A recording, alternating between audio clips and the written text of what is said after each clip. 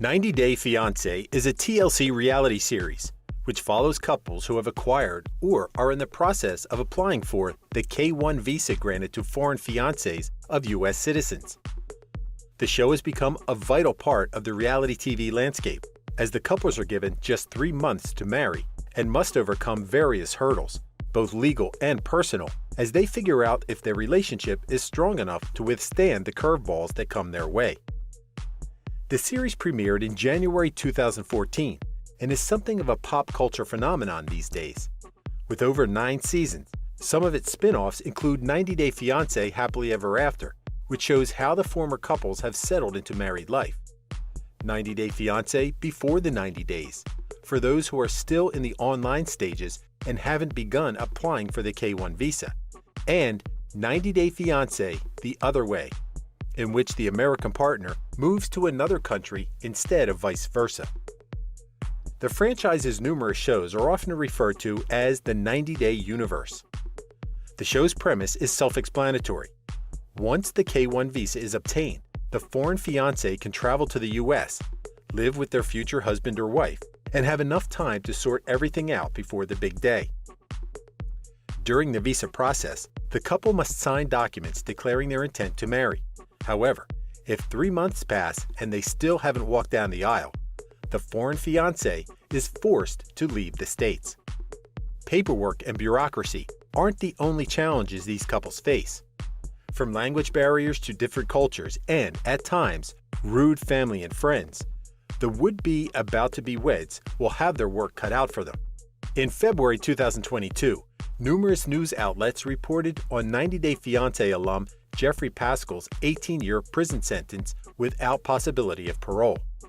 The disgraced TV star was sentenced in Knoxville, Tennessee, and had spent 4 months in custody after being found guilty of domestic assault, aggravated kidnapping, and interference with emergency calls.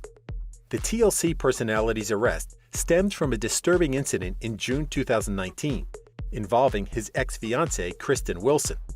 Police responded to a domestic disturbance call and were told by Kristen that Jeffrey had assaulted her in her home.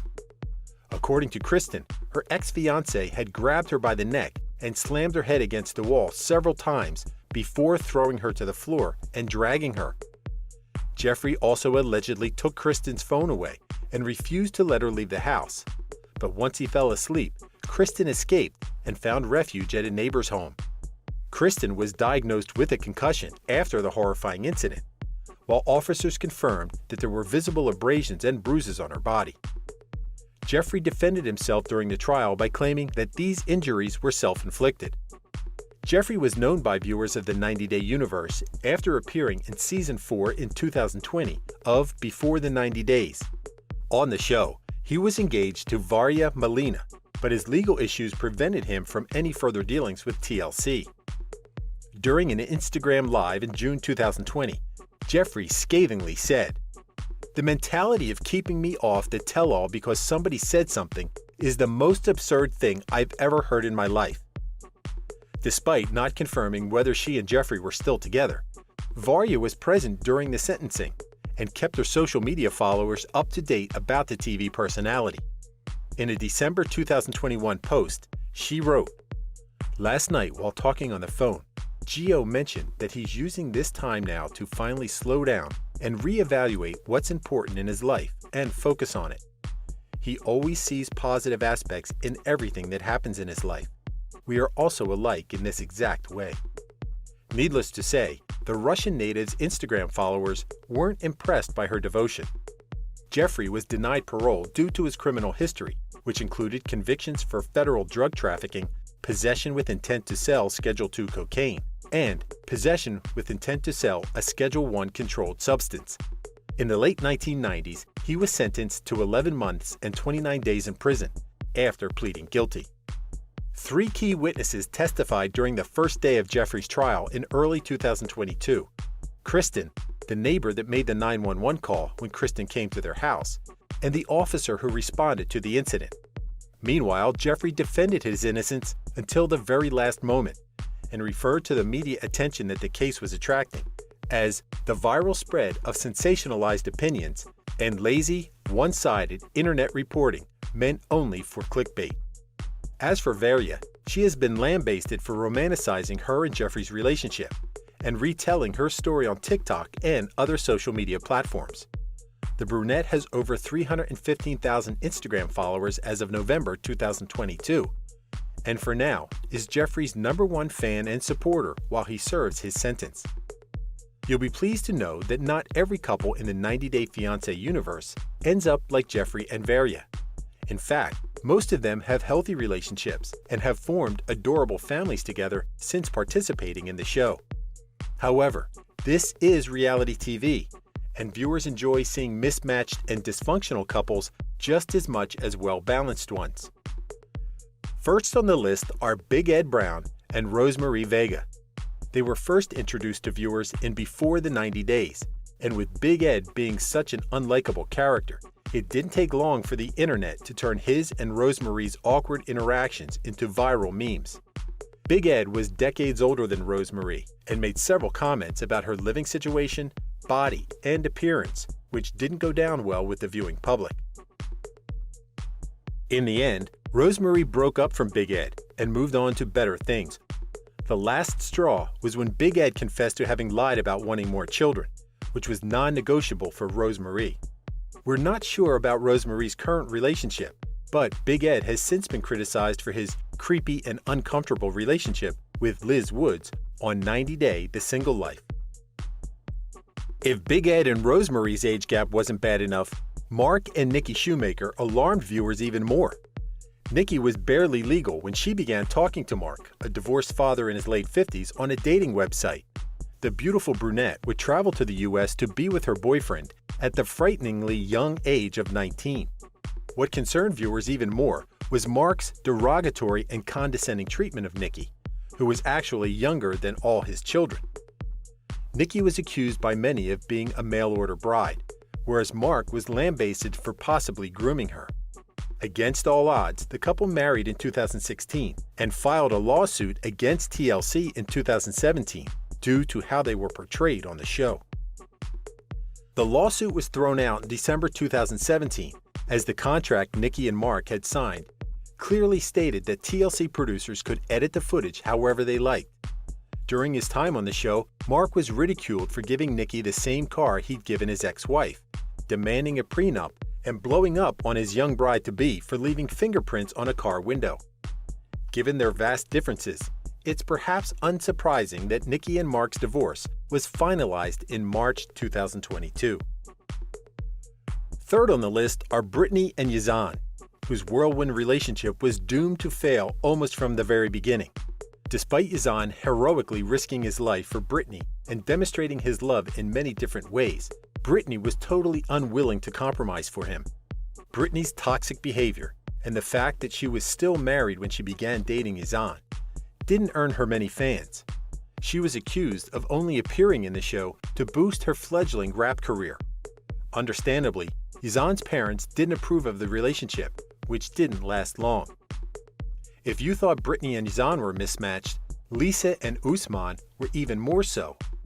Their relationship began on Facebook, and Lisa, who was 20 years older than the Nigerian, was distrustful of her future husband and had issues with her confidence and self-image.